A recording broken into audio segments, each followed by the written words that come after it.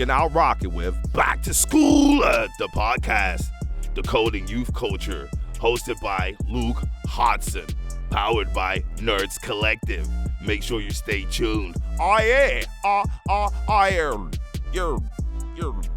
up, people? This is your boy Luke Hodson, founder of Nerds Collective, the leading youth and culture marketing agency. And this is Back to School, the podcast decoding youth culture. Today we have a mad special guest, a Brixton Donny, a legend within the marketing space, CMO of JD Sports. Please welcome Nadia. Thank you. Good to have you, mate. Thanks. You know what? Obviously, you are a mad, accomplished marketeer, like a highly successful person. But what I think is important to talk about is how generous you are. You know, and I think you love giving. I think you are genuinely interested in the JD customer. I think you empathize, you identify. I'm sure you probably were, a JD kid growing up. And I think that makes you really special. And I'm excited to have you on the podcast. You're good energy, good vibes. Welcome to the show, mate. Thank you. I'm humbled. Thanks a lot. Pleasure to be here. Come on, man. So I think it's important to understand, like, where did you come from? Where did you grow up? South London. South. OG South London. Yeah, proud of that as well. Wicked. Yeah. Brixton. Yeah, Brixton. I'll say I grew up Brixton, Streatham, Tooting. Yeah. All around. So yeah, Southwest London. Yeah. That's my stomping ground.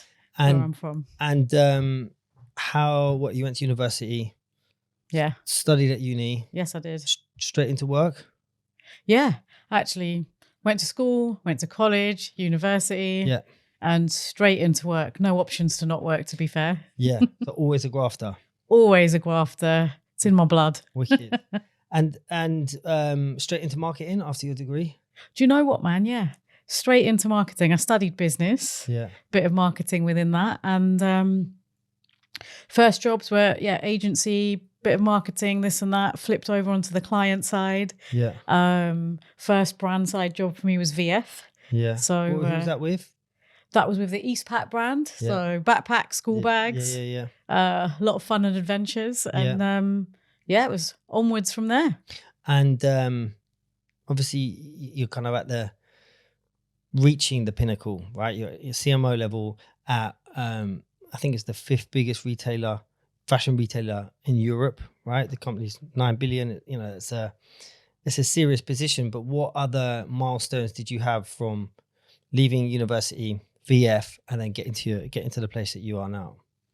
Whew, a lot, because it's been a long time. I'm like a dinosaur. But no, man, VF already I think was a big step for me. It was a school in how to work in corporate culture. Yep. Working for the Eastpak brand. From there, moved on to Levi's, EMEA, based in Brussels. So as a South London kid, actually, just moving to Europe, which I did for VF, it was based in Belgium, was quite a learning experience. And it opened my eyes to culture beyond the city and the country I grew up in, which is, of course, London, England. Yeah.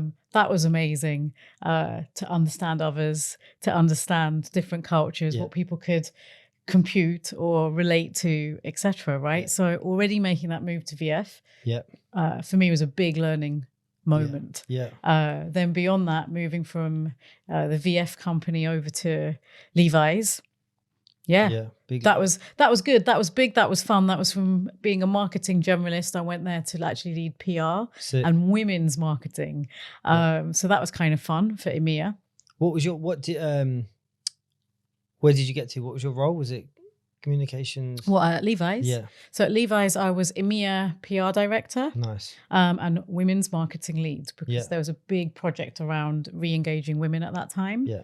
And one of the key things that I'm pretty proud of, it was another big learning moment for me, was driving that campaign. It was Levi's Curve ID back in the day. Yeah. And a highlight for me as a young kid out of South London was I shot with Peter Lindbergh. Sick. Come on. Yeah. Blew my mind, right? Mad. Yeah, from South London to shooting with one of the most renowned photographers in the world. Pretty cool. Pretty amazing experience. So you have you left uni, you worked at VF, Levi's, Yeah. Communications, European EMEA Communications Director.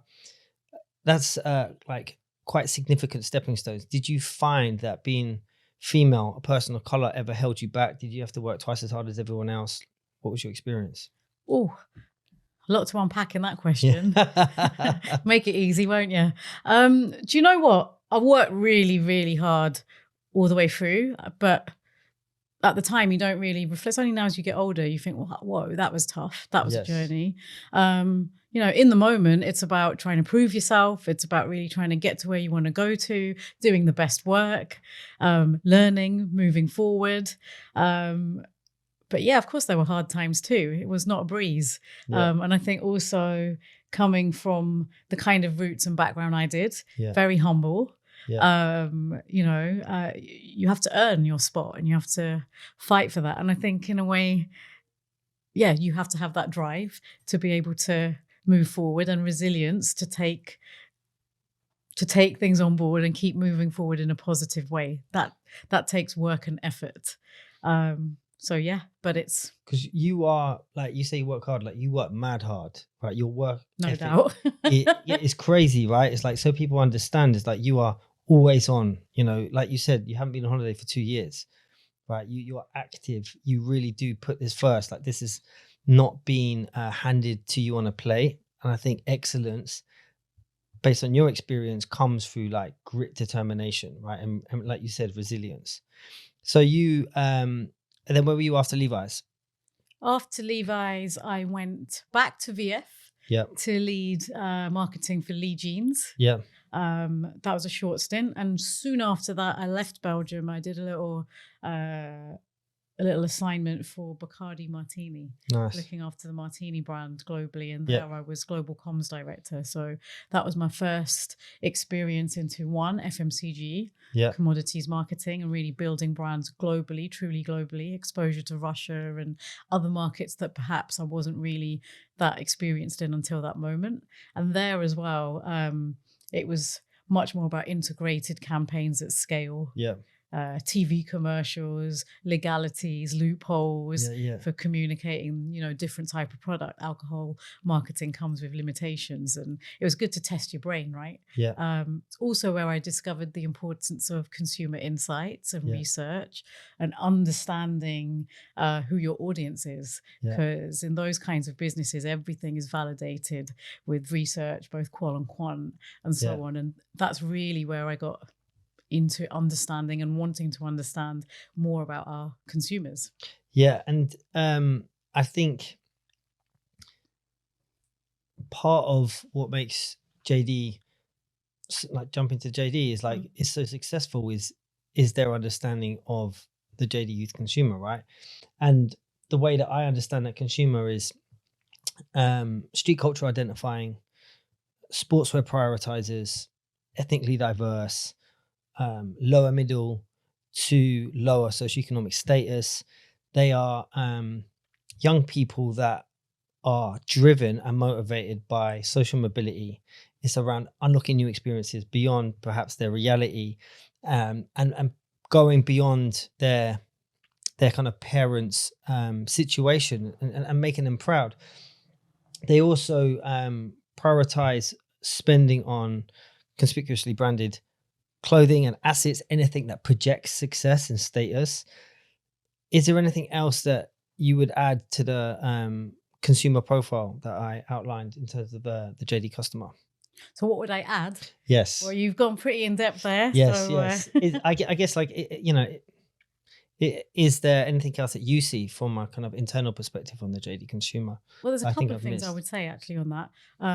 One, obviously you've got a lot of information and detail there. But two, I think it's really important to recognize that these young people are really ambitious. Yes. Right? That is something that I think is important, and success for them is on their own terms. Yes. And so success true. for them, I believe, I think you might know better than me, but I really believe that's about currently it's the non-traditional paths that they believe they can follow to get the success that they want. So success is, in my day, it's like, get this job, move here, do that. I've got quite a sort of traditional path in a way. I entered into a marketing career and I've followed and pursued essentially a marketing sort of career, and that's what I have.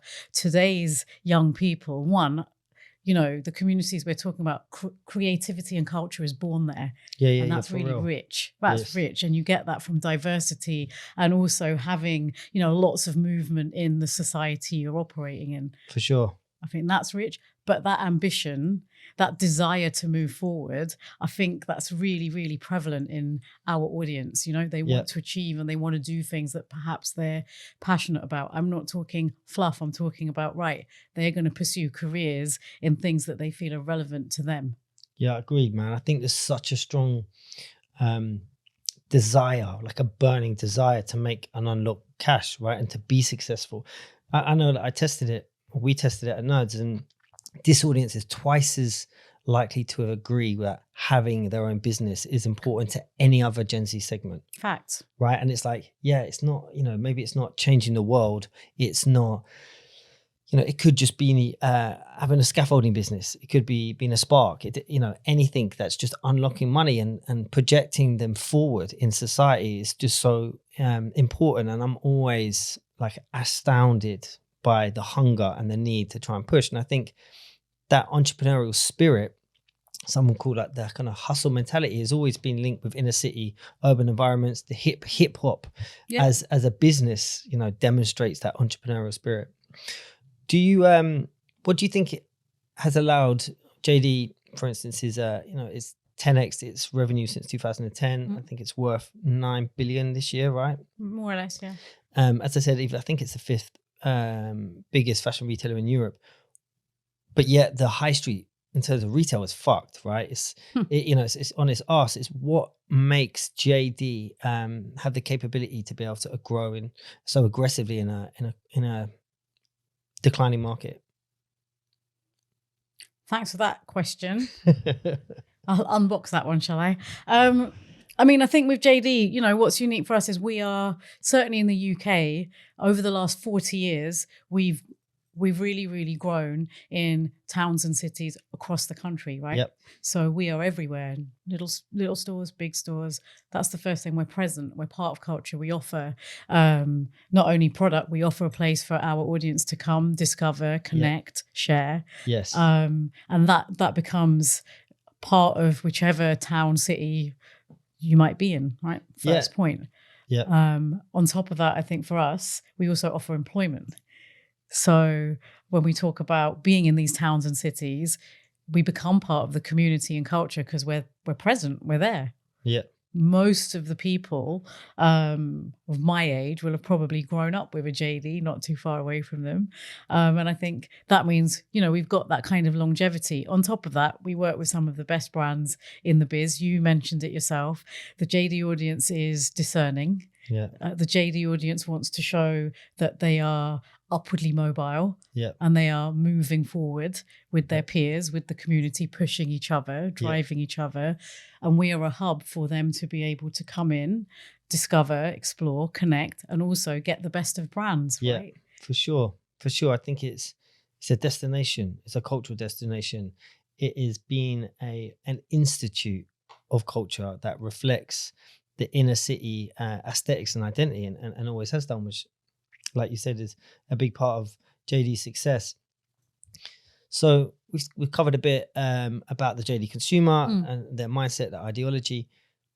But what I see a lot of is pop trends and Gen Z headlines around the cohort, or as a generation, they are super fluid in their identity, really progressive, like hyper motivated by things like sustainability.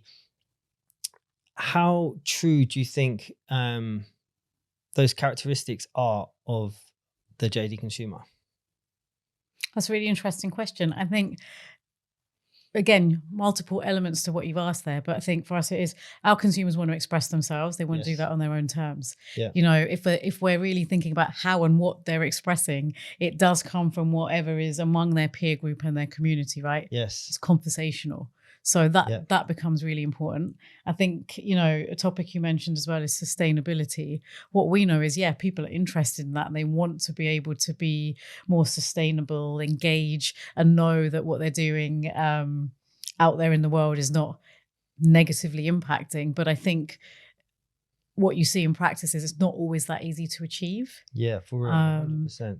And I think that's important. We know the consumer wants to be more conscious, more aware, more mindful of what they're doing, but it's not always practically feasible to do. Yeah, and that's it. I think that people don't understand that the idea of prioritizing bigger kind of global issues comes from a place of privilege. Once you've achieved certain things, once you've attained certain things, if you think of the hierarchy of needs, it's like, once you've got those, can you turn to self-actualization?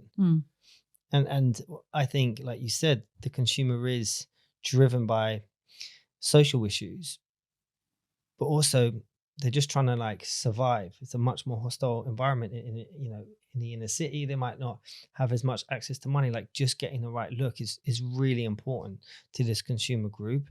And I think until you've unlocked that and you can prioritize that, it's very difficult to think about any other issues. I mean, I think it is about, first of all, feeling confident in yourself. Yeah. Right. It's important because the JD audience are, as we've said, discerning, ambitious, etc., and also younger. So they're still on that path of discovering themselves, what matters to them, what path they want to follow in life and beyond. And so, of course, it's important that they have that time to explore and define for themselves what's important and what matters most.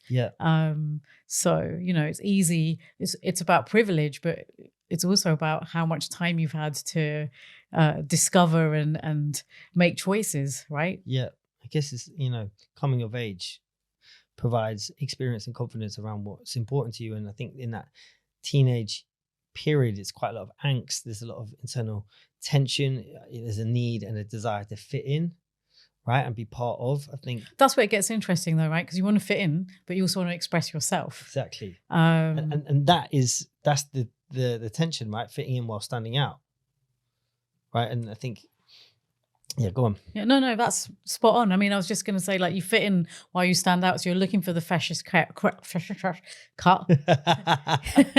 So it's like you are trying to fit in while standing out. So you're looking for the freshest looks, the newest crepes, the best of brands. But what I thought was really interesting, I love being in our stores, right? We have online, we have the app, you can shop and all of that. I love the JD stores. Yes.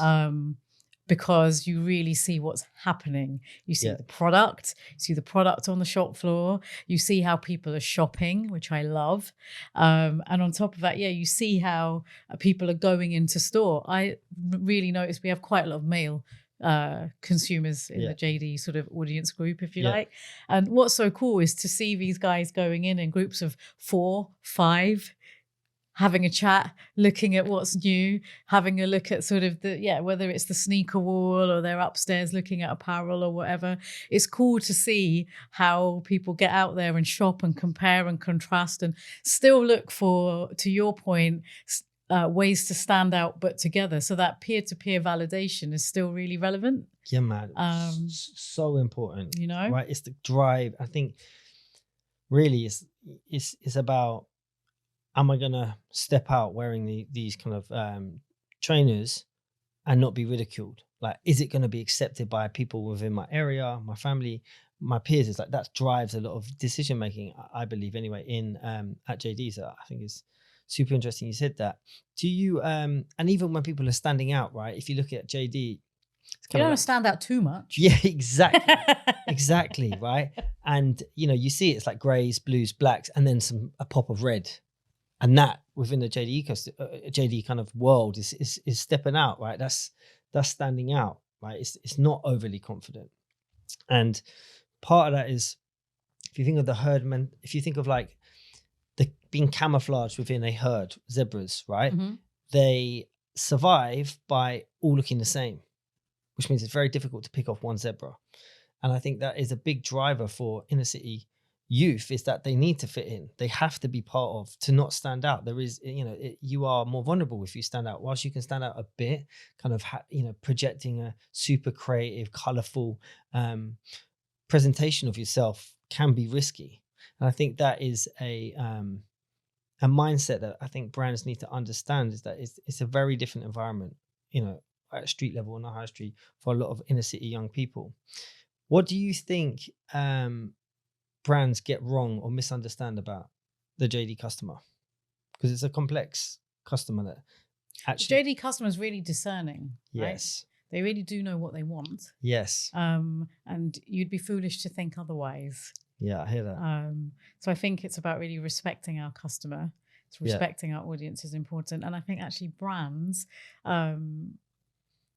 it's important that you don't forget yourselves, brands. Yes. I think, it's important to be able to represent your true DNA, but in a way that is relevant for our audience and our consumers. So I think there's no point trying to be like everyone else. You have to take your core fabric and really show why that is relevant to our discerning, demanding audience.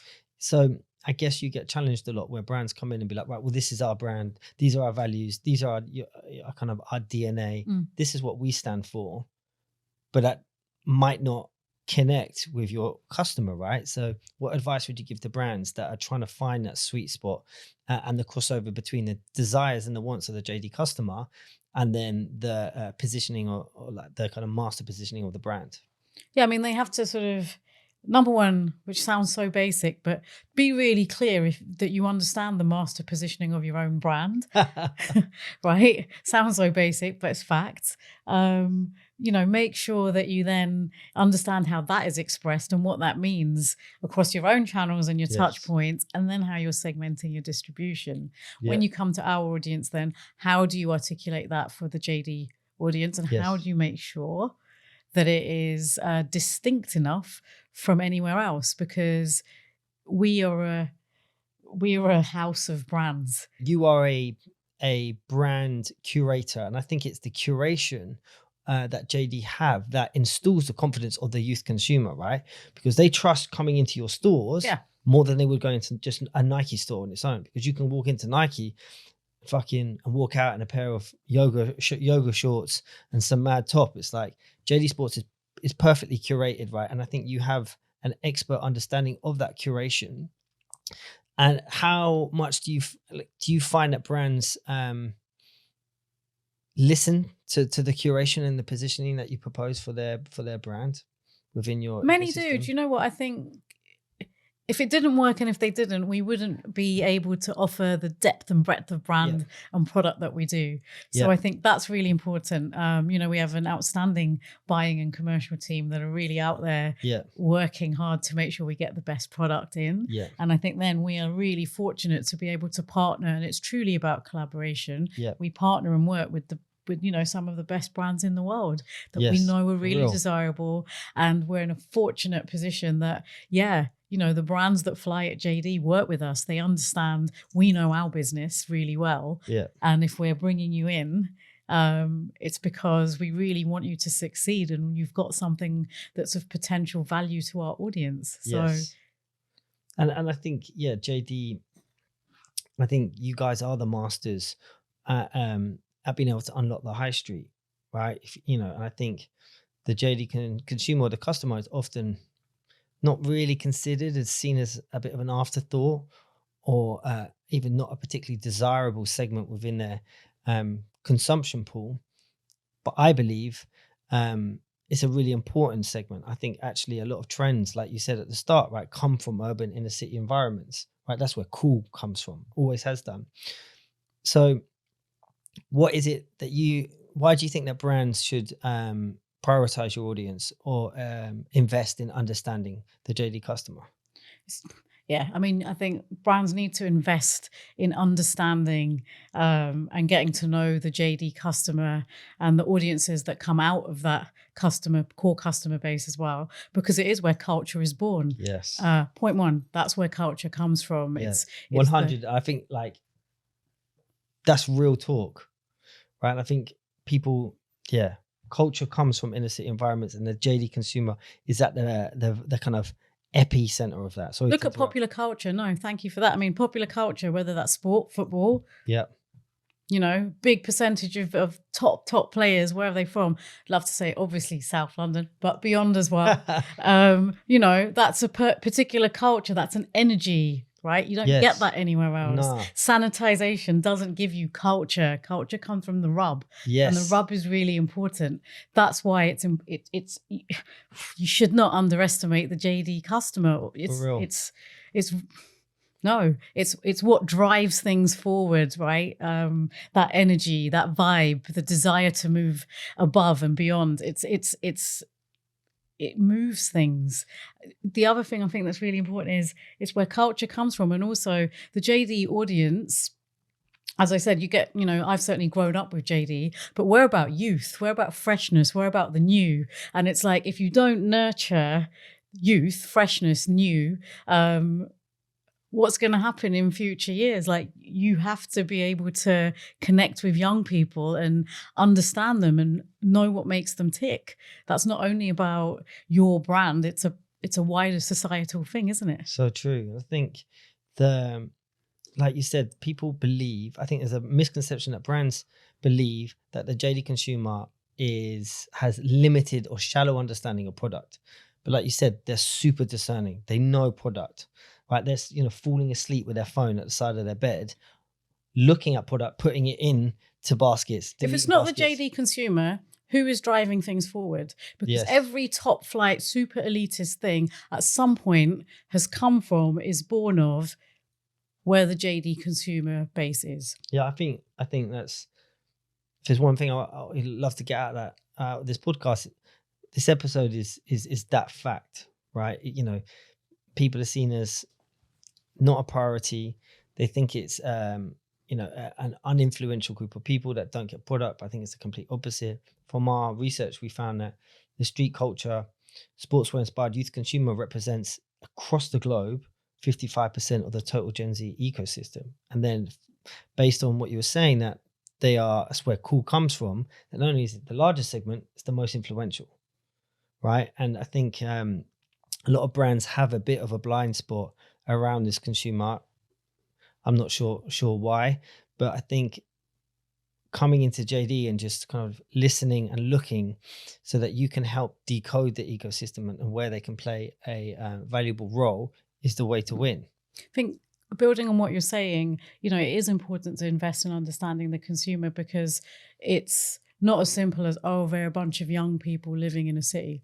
That's not what it is. Our consumer, you said it, I've said it too, they're discerning, quite demanding. They're very knowledgeable about products. You won't find people that are more knowledgeable or discerning about product than ours, because they know what they want. And they're also mixing a lot of different brands, so they know what they can get from the different offers that are out there, right? So woe betide you if you think you can just have a look what you think on the surface is in our stores or on our consumer, without really understanding what it is that they're trying to get from you. They'll go to certain brands for certain types of product or certain types of functionality or a particular type of look. And if you are in a brand or thinking about making a brand or whatever it is, you really need to understand what it is you're offering and why it's of value. Yes. Yeah. And I think that comes from intelligence and intel around the consumer. And like you were talking about before, being brand centric, but also consumer centric and culture centric. I think the consumer, like you said, is discerning and they love brands. They are brand connoisseurs. Yeah. Really. They are actually the top of that pyramid. Yes. I think people like and you're like stabbing me in the heart every time you're saying something. Like, people think this. Listen, my consumers, the JD consumer is the top of the pyramid. Things come from there, right? 100. It's like, that's, in my heart, I love them, right? They're the best consumers you can have. They're demanding, they're ruthless, they're looking at each other, they're shopping together, they know the brands, they understand what's going on, they'll find the fresh stuff. yeah, they're the top of the pyramid, because every privileged sort of person that's having a look of what's trendy, they didn't create that. They're borrowing that from somewhere else. And it's the kids that are creating this stuff. It is. It comes from the streets, you know, casual culture. If you think of like punk culture, rave, everything comes from inner city, urban environments. And what do you think makes JD such a cultural icon for young people? How has it become such a hero brand for the kind of everyday street culture youth consumer? Because it's what it's born from. Yes. So that's the DNA. Yeah. You know, I think you and I, we were chatting a bit earlier and whatever. Like for me, that whole thing about knowing, accepting, and being able to build on your DNA as a brand or a business is so important. Staying true and authentic to yourself and who you are, right? That is, it's really important, I think. And that is how it is for JD. Don't forget as well, when we're talking about the JD consumer and all of that stuff, because we are so present across the country, a lot of our JD team are the consumer. And a lot of those people who start on the shop floor at some point in time move on to other careers within our business. Which is dope. And that's super dope. You know, and that I think is really special and unique. So whether they move up and they're, you know, over years running and owning and managing retail at country level or beyond, whether they're in the buying team, which is then the next generation of people buying and seeking out and curating product, whether that's in marketing in my department, you know, it's a sort of cycle of bringing in people as well, right? So you're part of community, you're part of culture, because also you should be bringing people up through your own business, impacting and influencing the next gen. So, and that's something that you love, right? And something I know that, and it comes through, that you're super passionate about, is that transformation. It's about representation. It's around giving people that probably similar to you growing up equal opportunity to succeed. And I think JD can fulfill that role. Do you have like a particular campaign that you've worked on at JD that you're super proud of? You think is a dope representation of the kind of work you guys do? I mean, I think, you know, we're certainly on a journey of evolving our work and trying to be more dynamic and so on. I'm particularly proud of our campaign last year at Christmas. Yes. It was an all-star cast. Who did you have featured in that? Oh my God, I knew you were going to ask me that. What a tough question. Some top names. So we had Central C. So not too bad in there. The biggest name, I'd say the biggest name in music at the minute. Yeah, right now. 100. You know, so brilliant to have him in there. We had RDH, Miss Banks, Little Sims, Shabo. Sick. You know, I'm sorry if I've missed people out, but you know, Michael Dapper was in that one. All JD consumers as well. All JD consumers. Maya Jama was in that one. Toby Brown. Sick. You know, and many, many more. We just had this amazing cast. Yeah. A lot of Trent Alexander-Arnold was in that. Calvin Phillips, Sancho, Evere Eze was in that. You know, Leah Williamson. Who's who? So, you know, it was just, Jude Bellingham. How could I forget? You know, it was a real moment for us to sort of put our stake in the ground of like, right, we're reinvigorating ourselves and re-energizing when we talk about culture. Yes. And what creativity can be for us. Yes. You know, and other things that were nice about that ad, apart from the all-star cast, which, you know, was there, the people that were actually in there handing over the shoes as store staff were genuinely store staff that we took from our shop, you know, to play themselves, actually handing over the box. The bike riders in that were actually Bike Storms, which is a community group of bike riders, you know, that were, you know, active in the youth community. So there were lots of other little bits in that ad apart from the all-star cast. And that's why, as a group and a business and me personally, particularly proud of that project. Yeah, that's cool. Yeah, it's not too bad. Giving people exposure and trying to do something a little bigger as well, right? And giving our teams opportunities to be able to then take some of those cast, or take some of that intent, or some of that engagement with community groups, and find ways beyond Christmas, almost using that as a springboard to drive through the year. More projects, more consistency, more coherence, more opportunities to connect with people, and keep pushing forward. So that's a little bit what we did. That's why I'm proud of that particular campaign. Yeah. And I'm really hoping that the team will smash it as well this year as we roll into Christmas, If you've got anything to do with it, I'm sure it'll be a success, mate. Oh my goodness, let's hope so. So obviously TikTok is revolutionizing so many areas of society. How do you find the platform has transformed JD? It's a really great way for us to mobilize our community. So for us, I think TikTok is it's enabled us to really reach audiences at scale and pace. Yes. In a really accessible way. We're very much about being our consumer and being shoulder to shoulder with our consumer. And I think TikTok really empowers us to do that. Sick. And I like what you said there. So that's a big part of the JD ethos is to get as close to the consumer as possible. Yeah, 100. And how is that done? Like, how do you deliver on that? Oh, mate, if I tell you that, it's the secret sauce. Got to keep some things back. But I think I told you a lot. Yeah, no, you have. You spilled the beans, and I think it's. I'm sure there's a ton of brands that will get a mad level of insight from hearing you. Right? It's like, to a degree, I think you guys are they gatekeepers to the high street. Right? If you can't get it right in JD, there is very little hope of you becoming a cultural icon at kind of a street level, right? Facts. And I think you do a great job at helping and acting as a kind of guardian for brands. And I think I know your work, and I know it's really strong. What do you what is it about, you touched on this, the in-store experience that makes JD such a destination for young people? Product. Yes. We have the product. Yes. So I think, in the first and foremost thing, and I mean, I don't know if you remember when COVID was finally gently fading away and JD stores started opening, there was a lot of images in the press of the kids outside waiting to get in. We've got the product, the shoes, we have the brands that you need to know. Yeah.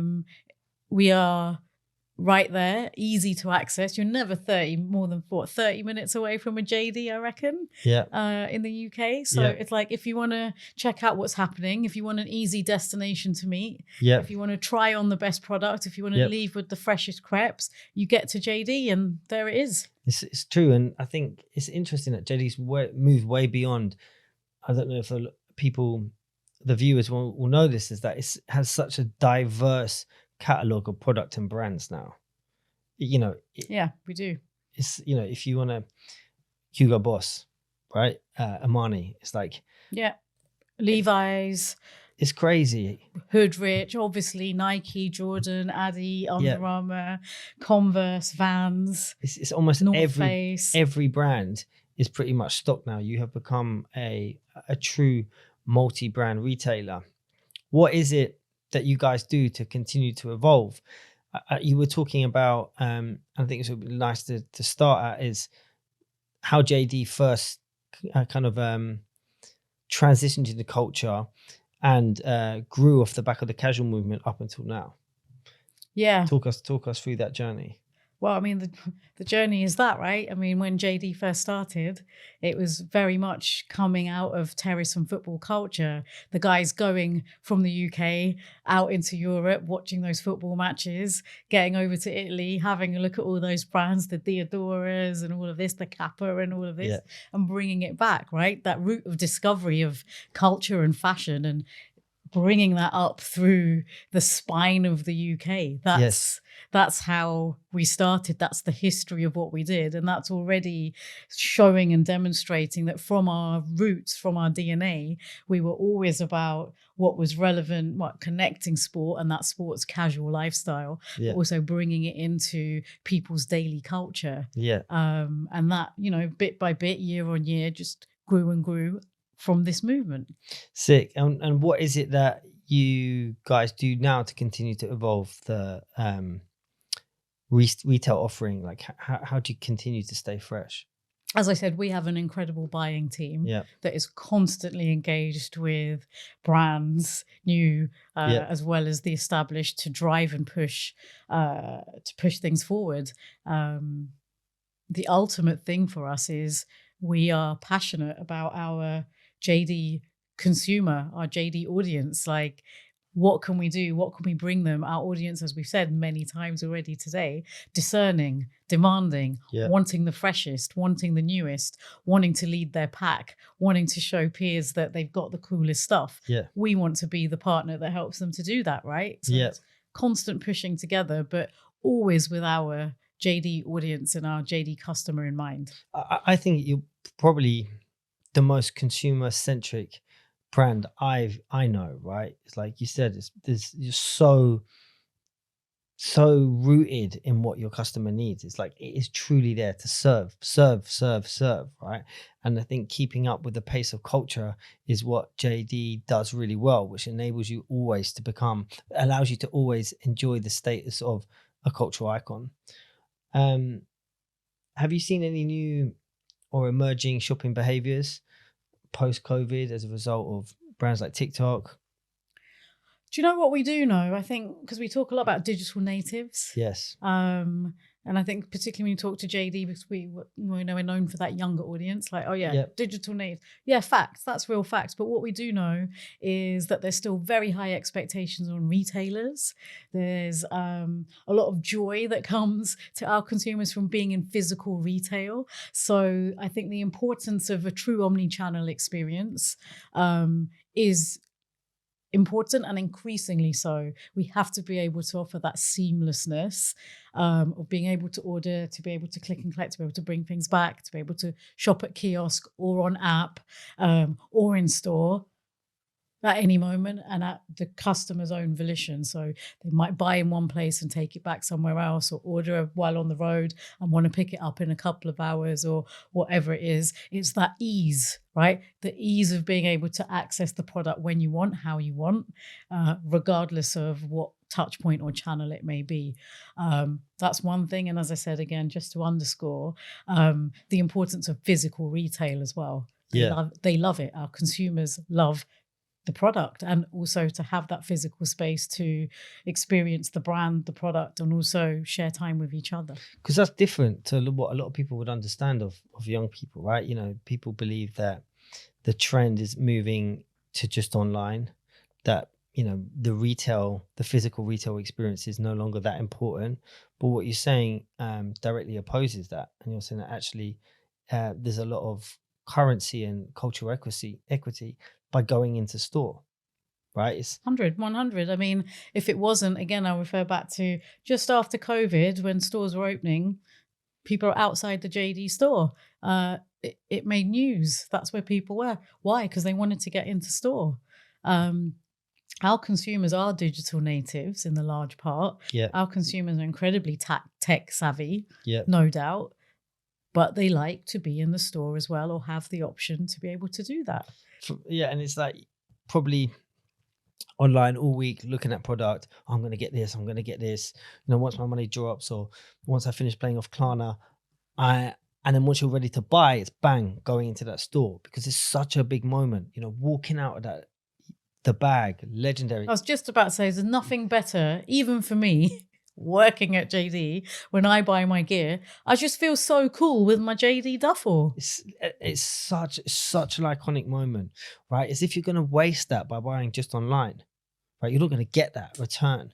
So it's like, you know, spending the £5, getting into town, going into JD, looking at that, you know, buying that product you've been looking at for a couple of weeks, putting on that bag, going to go get a McDonald's milkshake and walk up and down the high street. It's a fun time. Don't forget as well, it's like we have a lot of product, and you can buy it on app. You can buy it through regular e-com site and so on. But of course, when you get into our physical store, depending whichever your local JD is, there's an experience. Yeah, man. There's a curation of product. Yep. You know, it will make it easier for you to maybe see the things that you want to see or discover some stuff that you weren't expecting to. Yes, without having to scroll and whatever, because we do that for you. We present the product in the best possible way. Yes. And we might put something new that we know is going to really pop and make you excited right by stuff that you've that you've probably walked in for. So the point is, you come into JD, and when you come into a physical space, we're doing that curation for you. We're making it a little bit easier for you to find the things that are going to, excite you. And that instills the confidence. And that's why people go to JD, because they know it's that curation, which is what they trust, is the kind of safety rails, right? They know you come into JD certified, you can't go wrong, right? You're going to walk out with something that is on point, right? And I think that's why people, the consumer, sportswear inspired youth consumer, prioritizes multi-brand retailers, specifically JD, over anywhere else. I guess there's going to be a lot of brand managers, marketeers that ultimately want to try and unlock the high street with this street culture youth consumer.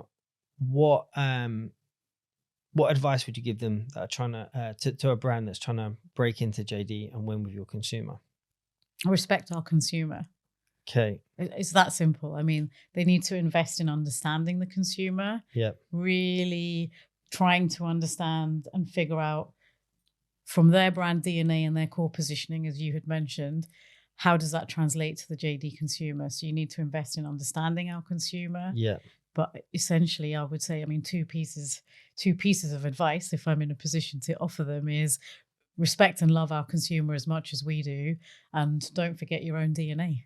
That's some strong advice, and I think if you're trying to win, I would take notes. So before I end the show, our last question, a question that we ask all guests: what crepes you got on today? Let's do a quick crepe check. What you got on? What you got on? Cameraman, let's have a little zoom. Cameraman, let's see what's going on. Oh my God, he's going to name and shame me. What you got on? Got Air Max 1s on. Okay, yeah, come on. A couple legends. Look at that, cameraman. Get a quick zoom in. Come on. Look at that. Nike socks as well, ripping. Oh my God, yeah. Socks and shoes, matchy. It's the way to go. I've got the Jordan 1 2017 release hairs on today. But listen, I'm keeping it easy. You know me. I'm a low-key flex kind of I tell you what, Air Max 1s are coming back hard.